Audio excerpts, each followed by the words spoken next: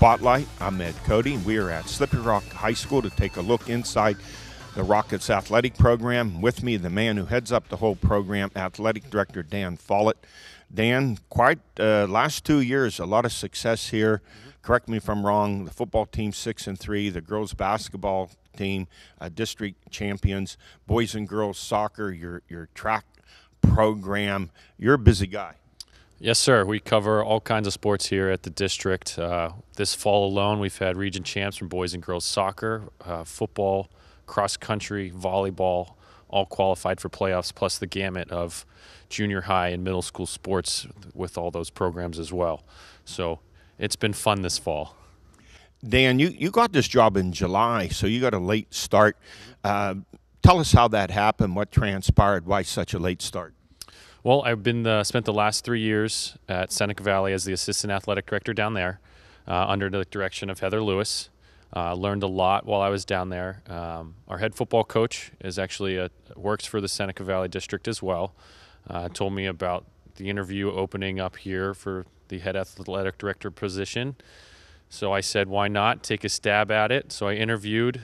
I was very impressed with the administration here at the district, with Dr. Anzalucci and the business manager, Paul Sesser, just to name drop some of my bosses.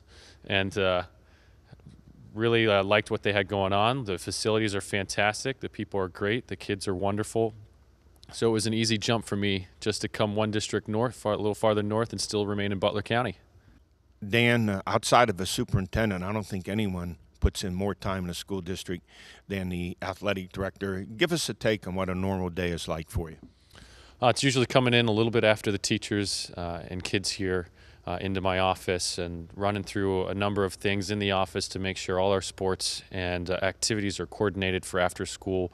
Athletic director, we're more of a 9 to 5 job with our events, with school ending at 2:30, our events and practices starting after that. Just last night I was in Erie, Pennsylvania for a girls volleyball match at the Prep Villa Center. Which we unfortunately lost, but it makes for some late nights to go to all these events and host these events, but you got to love sports to do it, and I'm one of those guys that loves sports. Well, you were an assistant at Seneca Valley under Heather Lewis. Now you're the head man up here. What have you learned so far about being the head guy? It's a lot more responsibility. Fortunately for me, Heather Lewis has been a mentor for me. She taught me exactly what I needed to know about being an athletic director. I was also a coach underneath her for the boys volleyball program at Seneca Valley, and learned a ton about what it means to be a high school coach, how we help high school athletes, how we help the high school environment, and how athletics is just one piece of the puzzle when kids go through their high school careers. So I was prepared to come up here because of her in Seneca Valley, and it's something I always will thank her for. What's the toughest thing about your job? Just the constant late nights. The fall's the busiest time of year. The toughest time is I'm always here. People always joke about that. It puts a lot of stress driving back and forth for the late nights and the long days, but I love what I do, and I wouldn't have it any other way. Dan, if one of the athletes or even one of the coaches would come up to you and say, listen, I'm thinking about getting into being an athletic director, what advice would you give them? Get into coaching. Get into coaching first. Be around kids, get in the classroom, volunteer, and just soak up as much as you can from being inside gyms, on practice fields, at meets.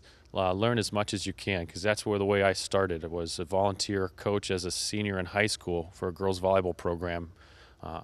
Gotten myself into the coaching world and has never left. Luckily, I was able to spin that into the administration side.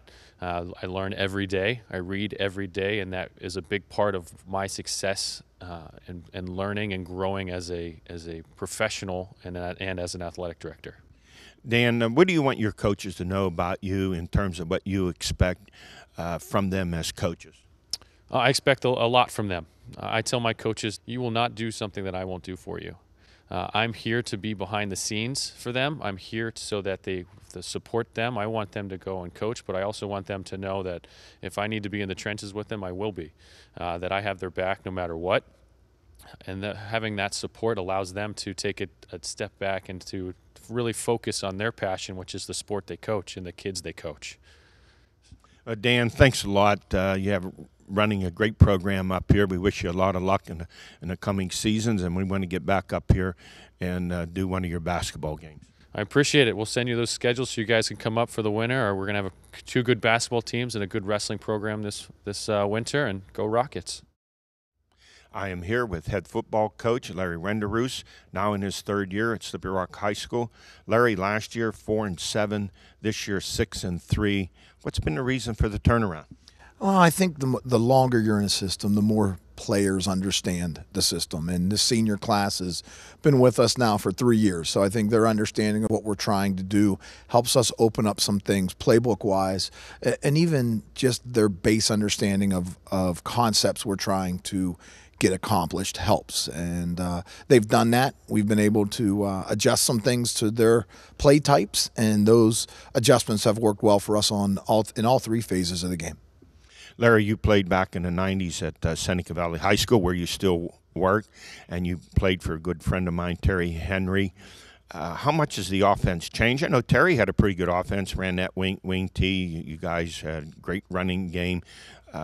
What are you running now, and how much has it changed in the last 25 years? I think it's changed. I think back then, it was more of a run game. Now, Terry came, and obviously coaches, I still stay in touch with Coach via social media, but Coach came with Jim Kelly, and I know Jim did some things with Coach with the passing game as well.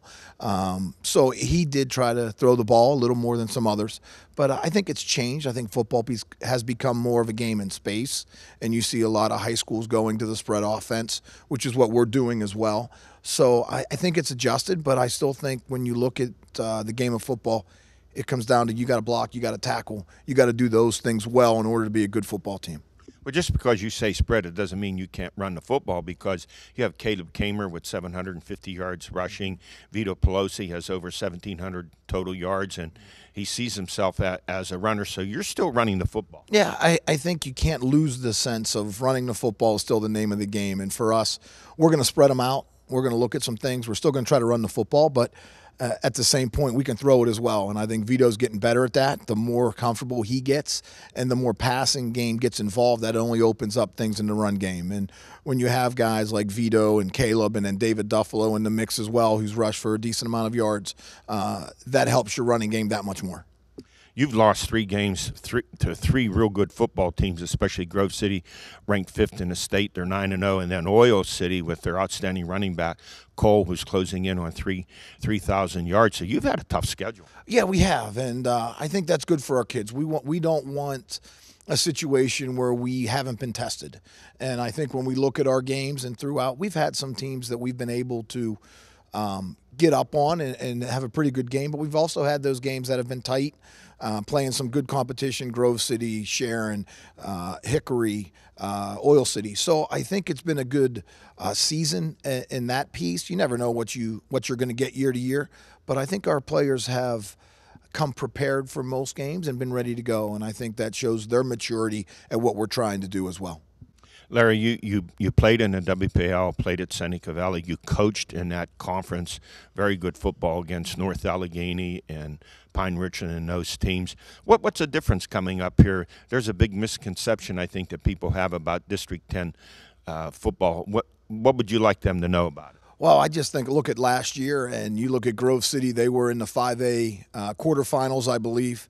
Wilmington was in the single A, or I can't remember, it's double A state finals. So teams up here can play football. And just because they're not in the WPIL doesn't mean there's not good football up here. Now, at a smaller school, it may not be as deep with their 2s and 3s.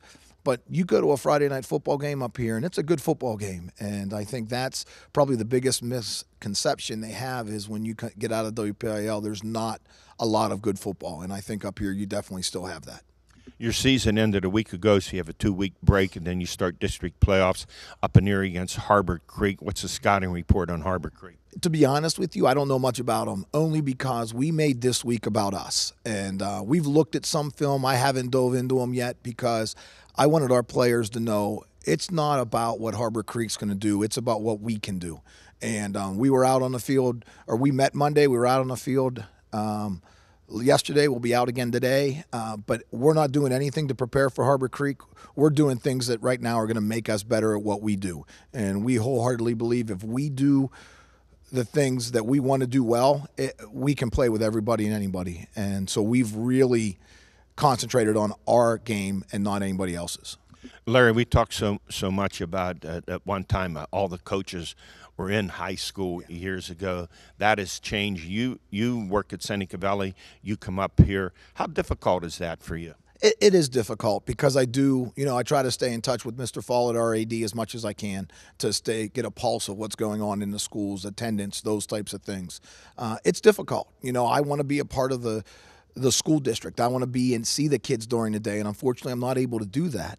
So, there's some changes we make. We have a coach in the building that does a lot of that for us, which helps. But our staff's really not in the building. So we have to do a lot of things in the evenings after school, trying to let the kids know that, we're not here for just football. And it's more than just a game for us. It's what they're going to be 10, 15 years down the road. And we have to show that to them when it's outside of the classroom for them to understand that. So it is very difficult to do that. But at the same point, we all knew that when we signed up for the job, and we're willing to put that time in to do it. Well, Larry, thanks a lot. 6-3 regular season playoffs. We wish you a lot of luck up in Erie against Harbour Creek. Thanks. I appreciate it. Standing next to me is Slippery Rock High School girls head basketball coach Amber Osborne. The last 2 years, the Rockets have been 39-11, 22-2 in section play. District 10 runner-up in 2016, but District 10 champions last year. Coach, I'm assuming this year the expectations are running high. They are running high. I feel like I have kind of preached to my girls last year that nobody expects you to be anybody because we were young. I played a lot, 3 freshmen a lot. So I feel like now we're a little bit on some people's map a little bit and have gained some respect, but you still got to start from the beginning that nobody thinks you're going to be good and go at it that way, and hopefully you'll turn out on top. Emma is your star player, the district player of the year. Tell us a little bit about the supporting cast that you will have around her this year. I feel like this year will probably be deeper than we have in the past 2 years of me coaching with substitutions, and I feel like we have a four strong that have come back, which is Emma, Mcdermott, Marianne Ackerman, Hallie Robb, and Anna Kadluback, who got a lot of experience last year. And then looking to get, we got a senior come from a homeschool program, Michaela Roth, and she played soccer for our soccer team this year. She will give us good minutes, as well as Ashley Shea. And Ella Mcdermott, which is Emma's younger sister, she's a freshman. And Bronwyn McCoy has been giving us some good minutes as these early shootouts have gone on. So we do have more than, what we've had in the past. So if I come to see one of your games, what kind of offense am I going to be looking at? A high-paced offense. We run motion sets, and we also run a lot of quick hitters, and so we tried to make it that with our motion sets, you can't scout us, so it's an unscoutable offense, and then we try to counter that with some, fast-paced transition play from our defense, and also quick hitters that kind of get thrown in there too. Only 2 losses in section play the last two years. Who's your toughest opponent in section? Our region kind of got changed around a little bit. We lost Gerard and General McLean in our section. So this year, Oil City and Franklin have joined our section. So I don't know what to expect from them. Grove City is always a rival for us, as well as Hickory. So I would assume they will probably still be that way. Well, we're planning to come up to do a game, and it seems like Grove City would be the game we should come up and do. Yeah, absolutely. It always brings in a good crowd. And I went to Grove City High School, so, I get a lot of, Flack? Well, not really. I mean, they're supportive. Like, I still see my high school coach there that he comes and watches, and, there's no tension. The coach for Grove City actually teaches here. So it's kind of like a two-way. Amber, what do you expect of your players? What are the things you tell them that you want them to do on and off the court that you expect from them all the time? I expect for them to give me 100% if they're on the floor. If they can't give me that, I tell them, give me a tug on your jersey and tell me that you need a break, because if you can't give me 100%, then I don't want you out there. And then off the floor, I expect them to represent the program as clean as you would want it to be represented. No extra social media stuff, no bullying, no just extra stuff that you don't want to have in your program. You don't want kids getting in trouble, staying out of drugs, staying out of alcohol, in bed early before games. So, I mean, they would say I run a tight ship, but that's okay.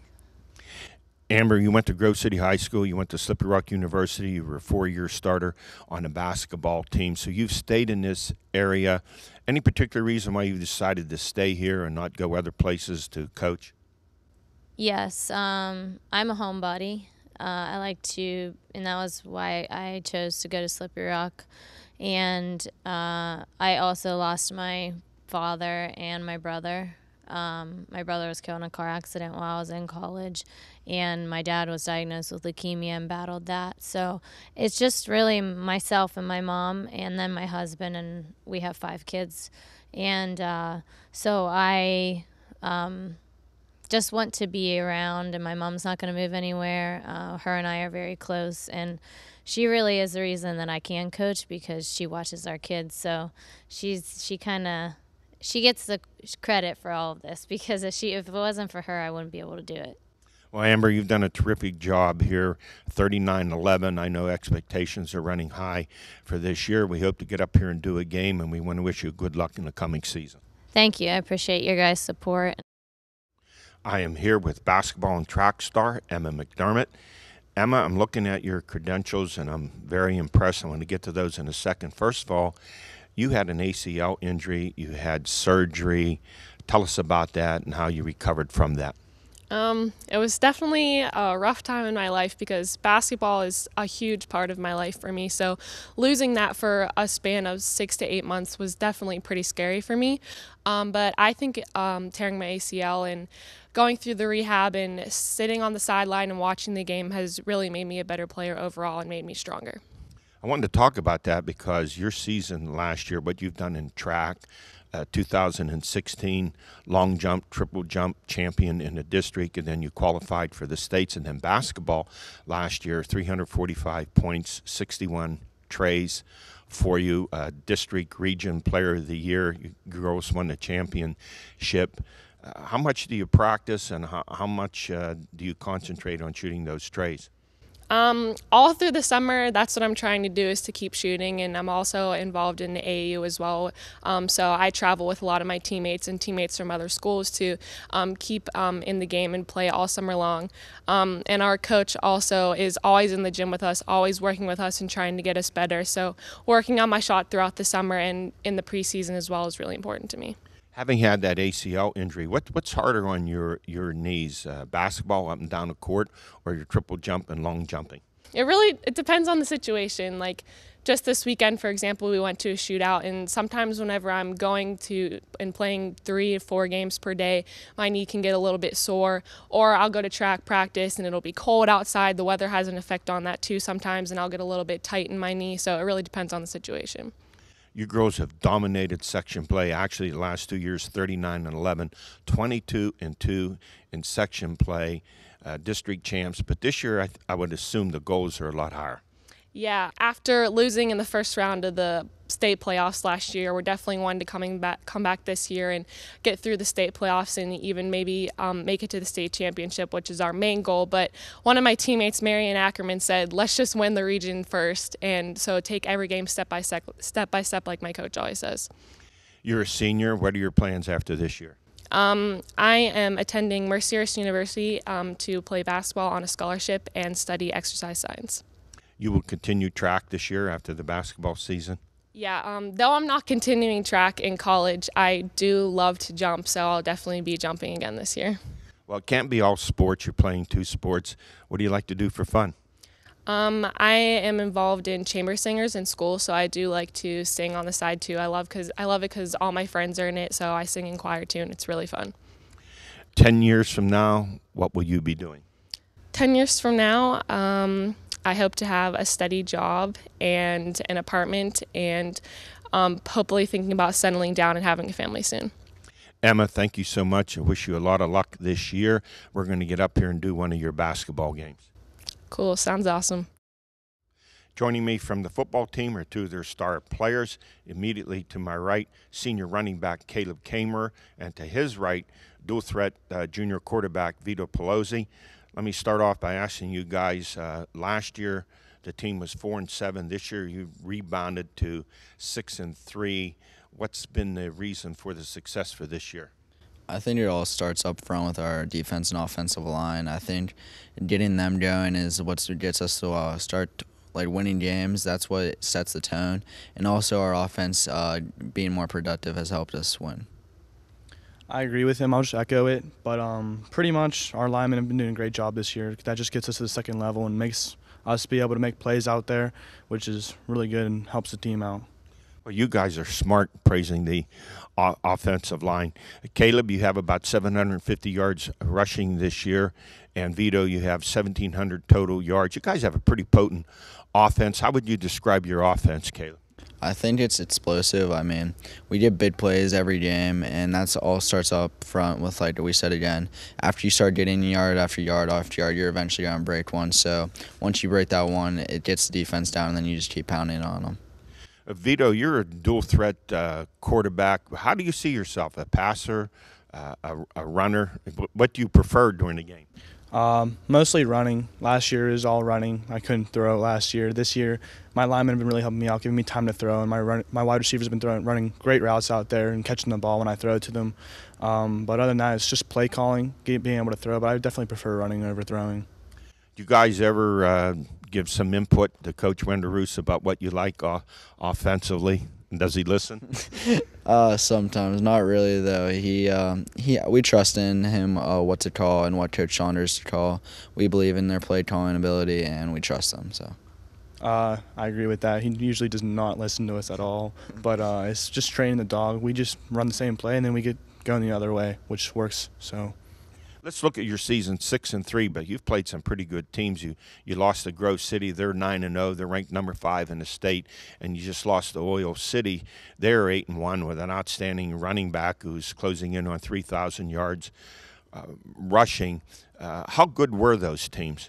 I think Grove City, they're a very sound team. They don't really make many mistakes. And then with Oil City, it was just who was more aggressive in that game. They brought it, and we didn't. So. Both teams definitely have athletes. Like you said, Oil City, they're just more aggressive than that running back and has great field vision. He just make plays. Then Grove City, they have athletes across the board. So I definitely feel like if we all played to our potential, it'd be a close game. You guys are off for 2 weeks. You'll be back playing November the 2nd. You'll be up at Erie Stadium to play Harbour Creek. What can you tell us about Harbour Creek? I mean, they're like any other team. You got to go in thinking you're the better team, but you can't view down to their standards. You have to play the best of your ability and go out, and we have to get the win. Yeah, no team's a pushover. You just got to keep doing our jobs pretty much, and if we do what we're supposed to do, it'll come out in our way at the end. You're surrounded a lot by WPIL teams. They get a lot of the press and notoriety. What is it that you'd like to tell people about District 10 football that they may not know? We're definitely tough. We're not like a pushover like people think. We're a tough, hard-nosed division that brings it every game, and we always will.